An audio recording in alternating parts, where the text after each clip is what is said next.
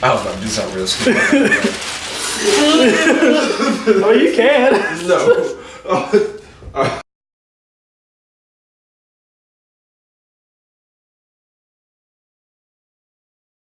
Welcome back to another episode of the Ignorant Noodle. It's your boy Dre. I'm here. My good friend, you've seen him many times, you've heard him say ignorant things, but time is now for seriousness. He is here as his business, IQ Aquatics. I'm gonna get CPR certified. I'm military, so I am CLS certified, so combat lifesaver, I can do that. I can heal up a wound from a bullet, but I can't save your life if you're choking. So we're gonna fix that today. Alright, just gonna give a little brief rundown and disclaimer. This is American Red Cross. It's not American Heart Association because some things vary between the two. So please don't be down in the comment section saying, oh, that's not how I learned it. Like, okay. I didn't even know that, so I'm learning something new already. Alright, so we have about... what's the full rundown? Like, what's each section gonna be? No, not like that. I mean, like, for the certification, like, what do I need to be certified in? CPR? Yeah. So this is basically going to cover you in the event that somebody's choking, cardiac arrest, CPR, drowning victim, basic first aid, anaphylaxis, allergies, stroke, diabetes, shock. The list goes on and on. Like, honestly, you asked me a question that I don't know. Alright, so it's gonna be what, an O-line portion. Yeah, so I have the computer out to show like the videos and how everything's gonna be applied, as well as like my manual, so that I can kind of keep on track and go along with the videos. So with that being said, you ready to get started? Yeah, let's do that. Alright, so a lot of this stuff pertains to lifeguarding because that's primarily what I do. Because when you get your lifeguard certification, you do have to also be CPR certified, so they bundle it together. So when you hear me say lifeguard, if I don't catch it, just roll with it. I know you're not lifeguard certified. Yeah. I don't trust you to save my life. Smart man. Alright, so you always want to go into a situation as well as you can, having gloves, and that's to protect yourself from bloodborne pathogens such as hepatitis C, HIV, and anything else that can be transmitted through blood or body fluid. Alright, so right here it says, you always want to have your PPE, which is personal protective equipment. And like I said before, that's to protect yourself as well as the victim, because you could have something and not know it, and in the event that you're trying to save their life, you could transmit something that you have. Alright, so there are two types of breathing emergencies, or respiratory, as the PowerPoint calls it. There's respiratory distress, and that's a condition in which breathing becomes difficult, and there's respiratory arrest, and that is a condition in which breathing stops. Alright, respiratory distress will lead to respiratory arrest. Yeah. Some of the signs and symptoms are slow and rapid breathing, shallow breathing, shortness of breath, dizziness, changes in their LOC, which is level of consciousness, increased heart rate, chest pain, or discomfort. Alright, so like we said before, what are some signs and symptoms? It's just gonna run down through everything again. Alright, skin that is flushed, usually moist or cool skin, gasping for breath, wheezing, inability to speak in full sentences, tingling in the hands, feet, or lips, feelings of fear or apprehension. So pretty much if somebody's not acting normally, something's going on. Yeah, be prepared. So right here in this picture, it's a bag valve mask. It can be operated with one person, but it's best to have two, so adequate breaths can be delivered with the bag part, and then the other person can actually seal the mask to make sure that quality air is getting into the victim's airway. That's the one you squeeze. Yeah. When a victim is in respiratory arrest, not breathing but has a pulse, give ventilations in cycles using a resuscitation mask. Remember, the two... Alright, so right here we have the mannequin. This is going to represent an adult as well as a small child. So you only give CPR to dead people, and CPR is a combination of chest compressions and rescue breaths. So if they have a pulse, but they're not breathing, Yeah. just the rescue breaths. Alright. If they don't have a pulse and they're not breathing, then you follow Gotta up. start the heart. Yeah, you follow up with the chest compressions as well as the breathing. So, come up to a person on the scene, tap them on the shoulder. Hey, are you okay? You're looking at the chest the whole time to see if it's rising and falling. Yeah. All right, so chest is not rising and falling. You check the pulse here. In a child, in an infant, you're gonna check their carotid artery, which is right here in their Yeah. arm. All right, so if he's not breathing, so. All right, so I count to 5. So 1, 2, 3, 4, 5. And you do this in cycles of 2 minutes. So by the end of it, you will give about 24 reps. 24, somewhere around there. Yeah, 5 times 12 is 60. So yeah. All right, a child, the ratio of breaths to number of seconds changes. So it's 1 breath every 3 seconds. Same thing. You're gonna put 2 fingers on the forehead, 2 fingers on the chin. You're gonna tilt the head up to open the airway. And at the same time, you want to be looking down to make sure that the breaths are getting into the chest. So the chest is going to rise and then it's going to fall back down. That's All crazy. right. So Dre, let me get you back here. My bad. That's what you don't want to do. You don't want to snap them away. So, you grab it right here? Well, first, What's the first thing you are got? you good? You alright? But how are you gonna check that? You gotta check his pulse on his neck. Before you do that. What you mean? You said tap him, make sure. You didn't tap him. I asked him. Like you don't respond. You right. You good? No, he's not okay. Alright. Is he breathing? He's not breathing. Is he alive? Does he have a pulse though? Yeah, he's alive. He got a pulse. Okay, he got a pulse, but he's not breathing. Yeah. And then, Alright. So Take that. forehead. Oh, forehead? I thought it was, yeah. Like all of this is his forehead. Okay. Yeah, so right here, tilt him back, and then Make sure you're looking down at the chest. 2, 3, 4, 5. 1, 2, 3, 4, 5. And then we do that for 2 minutes. Right. In a perfect real life situation, You don't need 2 minutes? that you would have a mask, Okay. and that goes back to the PPE equipment. The mask ensures that quality breaths are reaching the victim's lungs. In a almost perfect situation, you'll have something to provide a barrier between your mouth and theirs.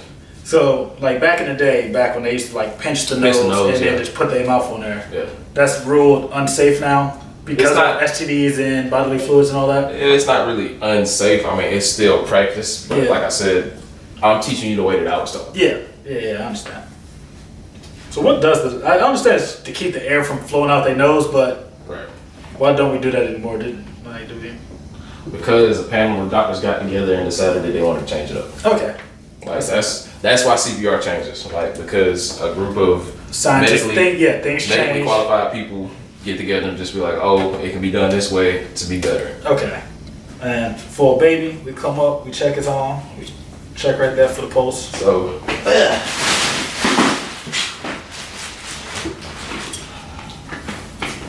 I got Junior here. All right, come on, little baby Junior. Support the neck, man. Support the neck.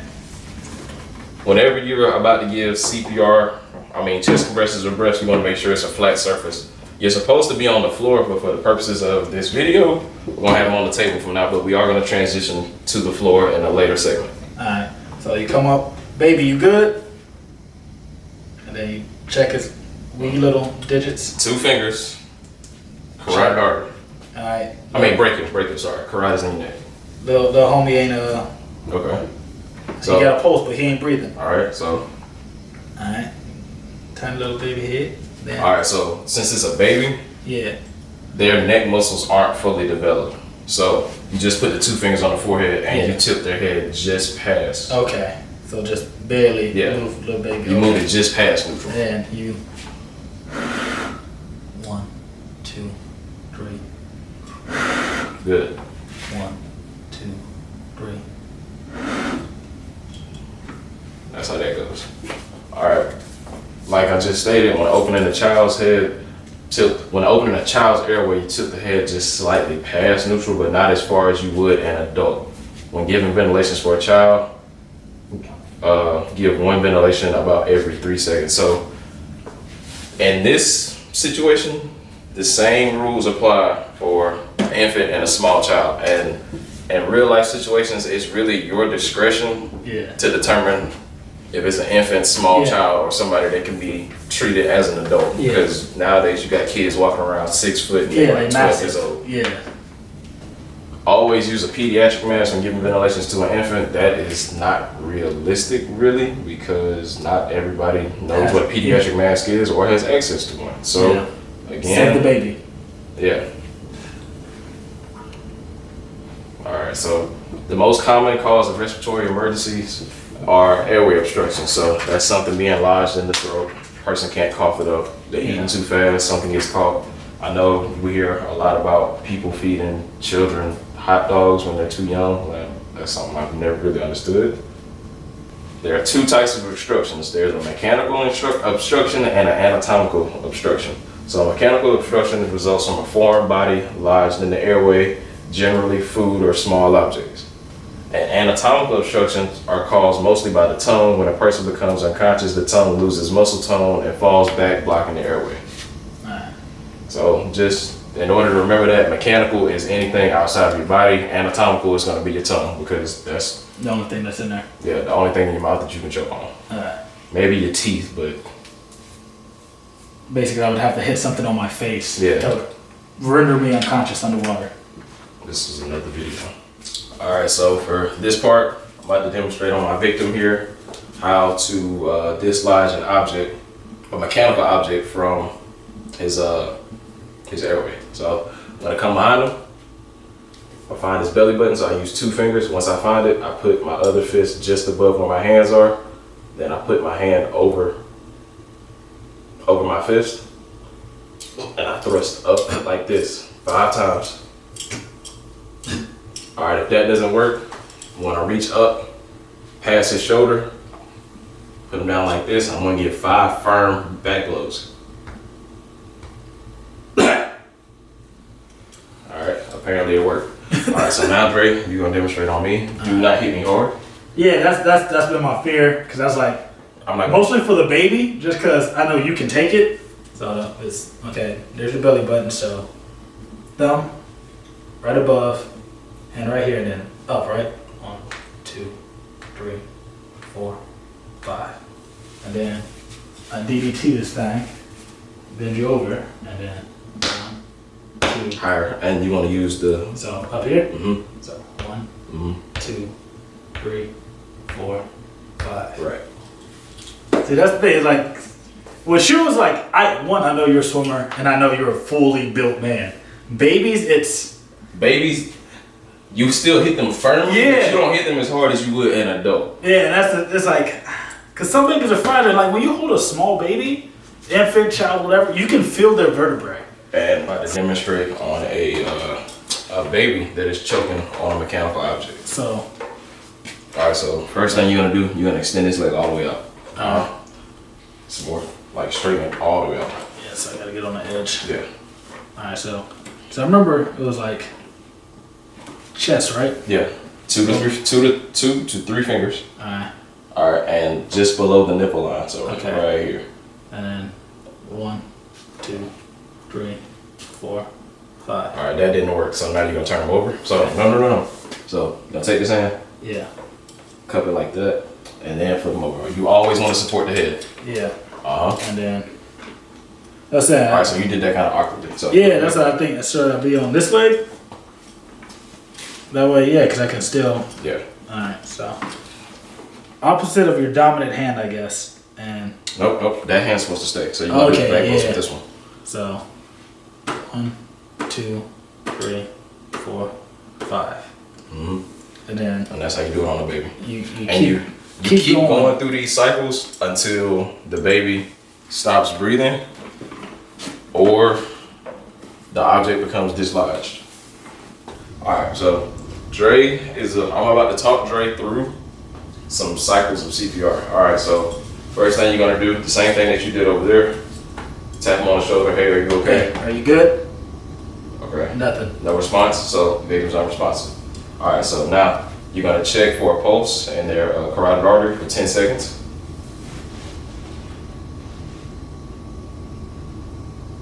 No pulse, not breathing. All right, so you're going to CPR. All right. All right, so hand position.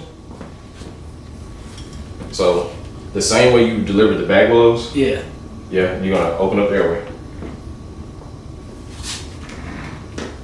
So, what's up? And we're just gonna pretend like it's gonna stay open. Yeah, okay, His head's just gonna come back. But you got that part. Yeah. All right, so now you're gonna take your palm, right, but you're not gonna turn your hand like that. So like this, and then you're gonna interlock these fingers. Okay. Right. All right. Lock your arms fully out. Move a little bit closer because you want to be like right. Straight up and down. All right. You want to push down on his chest to a depth between 2 inches and 2.4. You don't want to go any deeper than that. The thing with this, how you know you're delivering the chest compressions right, his shoulder's gonna start flashing. So just start pushing down on him. All right. So your hand placement. So if you got your whole hand resting on him, it's gotta be up. Okay. Arms gotta be locked out though. Yeah. Ooh, come on, Dre, save him. All right, watch out. I said, I don't think his shoulders are on. No, it's on because it's Oh, it's always? yeah. So right here. Okay. All right, so that was red. All right, see, double green lights. Yeah. When it's double green, that means you know you're doing it right. If it's one green, that means you're doing it too slow. If it's red, you're going too deep. See, that's wrong. So, I'll do it again. I want them to be able to see it. I gotta wait till he cuts off. Edit Just that start out. it. Okay, 1 red, 2 green. And since this is an adult, you give 30 chest compressions to 2 breaths. So this is 15, 19, 20, 1, 2, 3, 4, 5.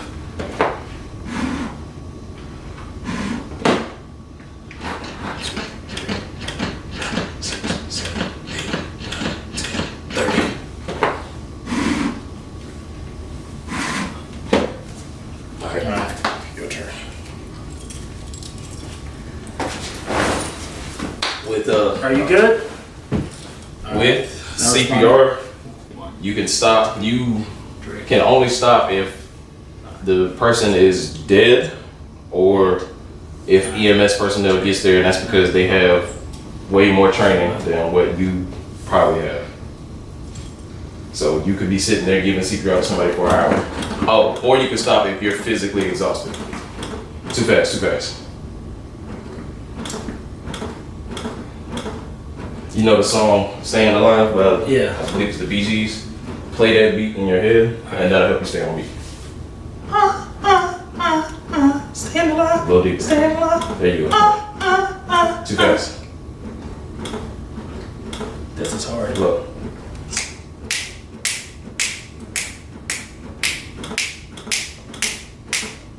There you go. Too fast. Now you're not going deep enough. When you're giving CPR, chances are that you will probably break the person's rib, and that's okay because they can have their rib replaced. You can't replace somebody's life.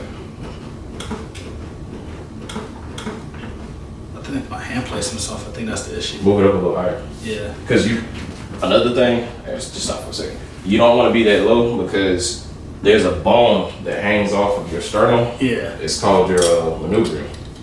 If you break it, it's sharp and it can either go to Puncture the your right lung. and puncture your lung, or it can go to the left and puncture your heart. So you want to be up here. Alright.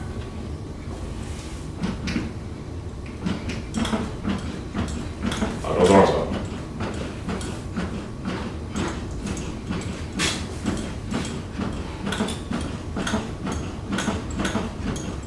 Too fast. It's a rhythm thing. That's too slow. Pretend it's me on the floor. You gonna let me die? Nigga, Don't answer that. I'm gonna be freaking out. I'll tell you. Because I'm freaking out with just this dumb. I'd freak out if it was you. Out of all people, you know how to do this, but you don't. That's what I'm saying, bro. If it was you, I'd be crying. Come on, get that rhythm and hold it. I need a good 30. 30 straight. There we go. Up, we lost it. Live, Quint. Damn it. You gotta pump like you want me to live. No, not like that. That doesn't mean speed up. You gotta like pay attention to these green lights. Yeah, I'm trying. Sound like you're tired. I am. I know the knees hurt too. Too fast.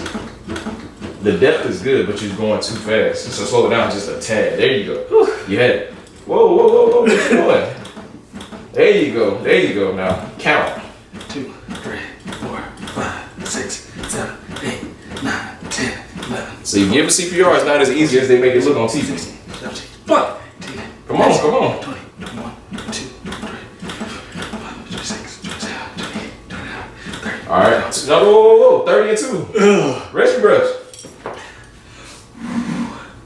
1, 2. No. Like 1, 2, 3, and then again. I mean 5. Sorry, 5 seconds. All right. 30 and 2. So 30 chest compressions, 2 breaths, and then you go right back into it until there are signs of life. Too fast. Too fast. There you go.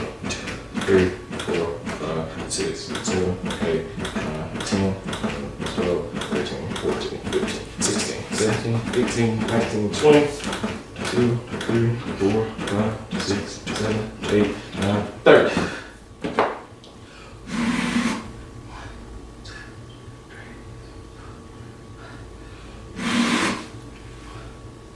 That was 2. Just immediately go straight back in. Yeah. I thought we was waiting for a sign. It's a dummy, Dre. I don't give you the sign. I just like sitting here watching you do this. Plus, I'm trying to simulate like a real life situation. Like it might not work the first couple of rounds. Like a round of CPR is 120 chest compressions and 10 to 12 breaths.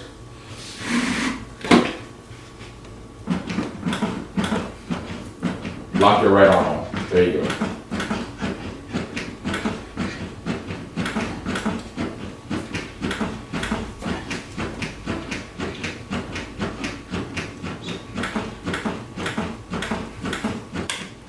Alright, once after you get the breaths for this round, you can stop.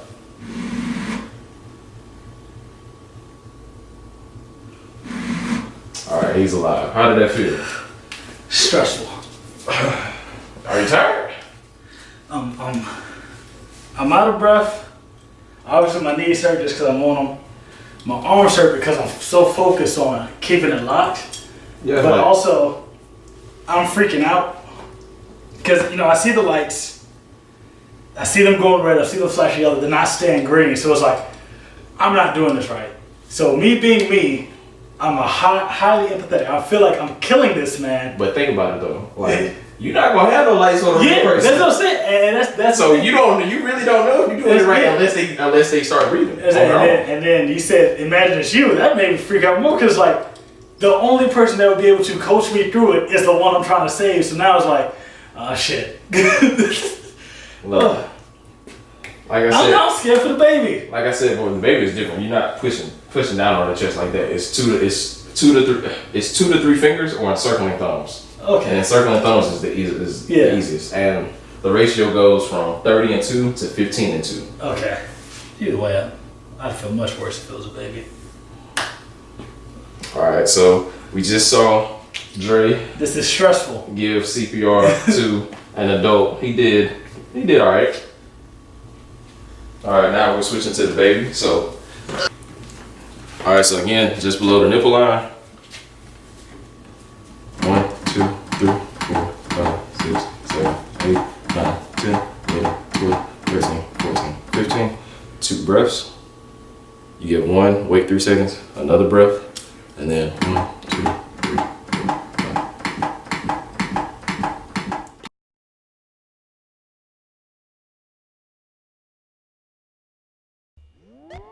Springtime is around the corner, and that means it's almost pool time. If you want family fun with a peace of mind, dive into IQ Aquatics in Columbus, Georgia. Swim coach Q will teach you and your children the basics of swimming. Q will teach you the front crawl, breaststroke, and butterfly stroke. Q is also qualified to certify others with a lifeguard certificate. Call Q now. You do it by yourself, we're gonna go through it together.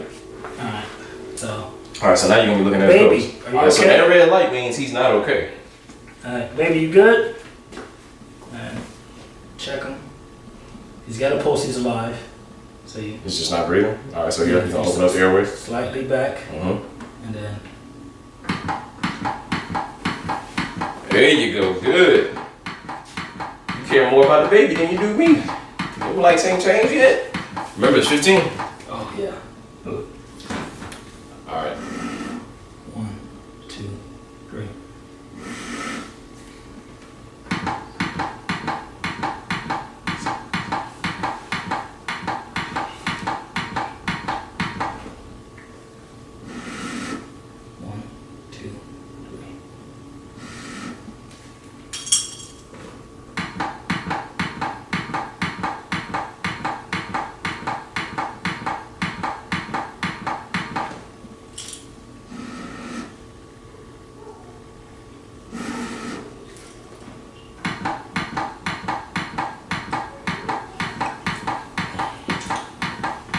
Alright, Dre is simulating like the worst case scenario where he's having to do CPR by himself, and also there's no AED available, so you don't really know if you're jump starting the heart unless there's signs of life.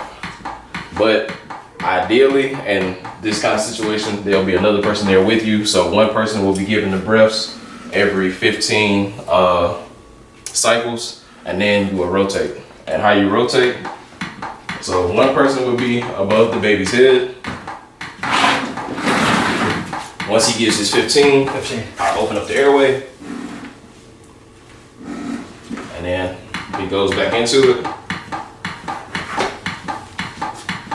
Or while I'm giving the 15. just to pretend I gave the breaths. Or while I'm giving the breaths, Dre is rotating. So he switches to being above the head. I come around here and I start giving the chest compression. So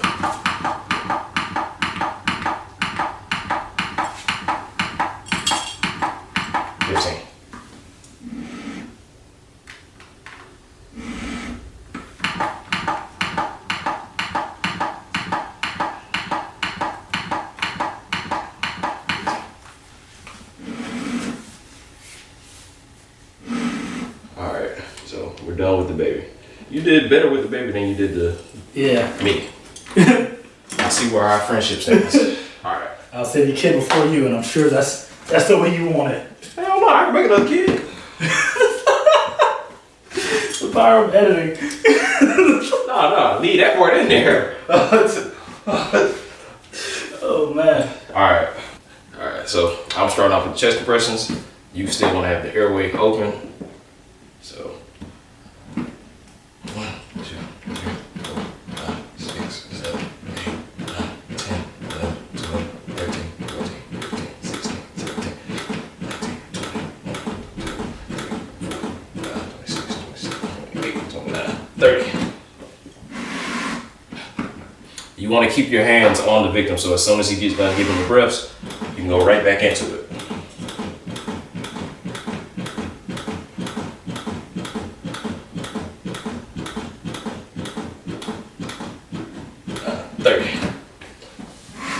When you can switch, you're gonna have an AED pad hooked up on the shoulder and one on the side. When it says analyzing, that means you don't touch them, and that's when you can switch. You enjoyed your CPR lesson? That's it?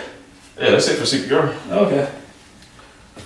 Pretty much for some of the other stuff we talked about, an EpiPen, you stab them in the fat part of their leg. So here. Yeah. First aid, like, I mean, whether you realize it or not, you've been doing first aid your whole life. So, don't try to provide any more care than what is absolutely needed. So if somebody has a broken arm or something, you're gonna put it in a sling. And how you would do that, you'll take a tourniquet, Yeah. wrap up the arm, and kind of wrap it around their body to where the arm is supported by them, and they can also cradle their arm. And then you want to urge them to go seek medical care immediately. That's one of the things that I learned military-wise. I'm sure he can either say if they do it like that for life-saving. Once you apply a tourniquet, you don't take it off. Right. Ever. Military-wise, they say when you put the tourniquet on, you write the time on the person's forehead. Mm-hmm. But in the military, they say use their blood. I understand what you guys use, a Sharpie or a marker or something, just notify. But with us, they say write the time you put it on in blood. It's best we use military time just so they understand quicker. So 12, 13, 14, 15, that time frame. A bone's protruding, is broken. Like I said, you sling it, you don't touch the bone, you try to dress around it, stuff like that. Get them to the medical professionals immediately. What else you guys got? A burn victim. So somebody gets burned, and this is a question that a lot of people get wrong on the test that I give them because they overthink it. You want to remove the person from the source of the burn. So if they get burned by this candle that I have lit right here, you want to take them away from the candle. Yeah. If somebody is having a seizure, you do not try to put your finger in their mouth to prevent them from swallowing their tongue because they can bite clean through your finger. They tell us use our belts. We have a bunch of things that we have like just on us naturally. They say stick that in. Don't ever use your own body.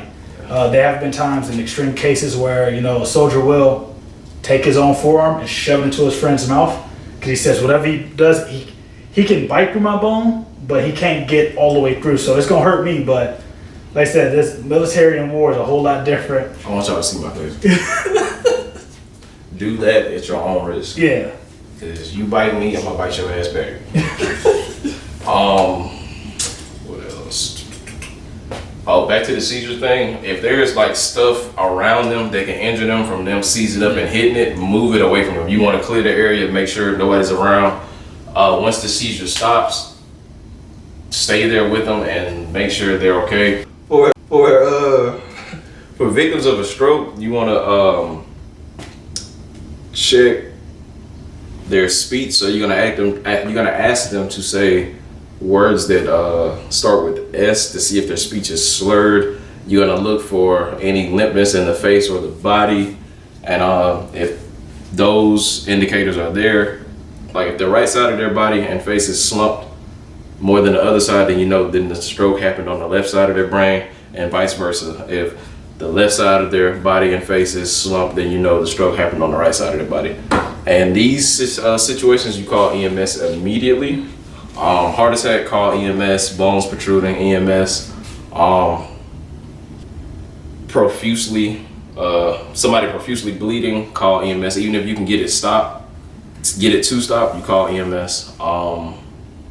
Diabetes, you want to ask, like what was their last oral intake. You want to check to see if they have like an identification bracelet to see if they have type A or type B. If it's type B, I believe that's the one with your sugars too low. I don't know. I don't know diabetes. My uncle got it, but I don't know what kind he got. One is your sugars too high, the other one's your sugars too low. In the event that their sugar's too low, you'll give them something with some sugar. So the best thing to give them is like glucose tablets, and I'm pretty sure a lot of you out there don't have that or don't even know that they make sugar pills. I'll say, most people keep like candy on them. Yeah. Candy's good. Certain types of drinks like Gatorade or milk. If somebody loses a tooth, if you can recover the tooth, like if it's one of the permanent teeth, you take it and put it in milk. Yeah, and then they can get it tossed back in later. Yeah. If you are at the scene of an accident and you see that there is a baby crying and there's somebody that's unconscious, you render aid to the person that's unconscious, because the fact that the baby's crying, that's a good sign. That means they're alive. Like the person that's unconscious, that's who you render aid to. Yeah. No matter how bad your heartstrings are pulling to help that baby. Yeah, to help the baby. Let's see. I'm sorry, I'm going off the top of my head with a lot of this stuff. I mean, that's still a lot more information than we had before. Is it? I mean, I feel like somebody's gonna watch this video and be like, I knew all this. Oh yeah, man. Hey, YouTube, I'm gonna let y'all know, man. If you watching this on YouTube, you watching this on CEP TV, Don't come here getting smart in my comments, hitting me up, hitting my homies up, talking crazy, man, because we're going to ignore you. That's just facts. Letting you know now. I was about to say, don't say I'm gonna respond. Yo, nah. I ignore people all the time. I do too. Thank y'all. I hope this was very informative. Yeah. And if you have any questions or about anything or want some certifications and would like to see what I can offer, you can email me at iqaquatics@gmail.com. Also, you can search IQ Aquatics on Instagram. Yeah. I mean, all that's going to be in the description below. So if you're watching this on CEP TV, it's going to be on the screen. So you're going to see it. All right. If not, go to my channel. He got a commercial. All right. I'm hungry. Let's go eat. We out.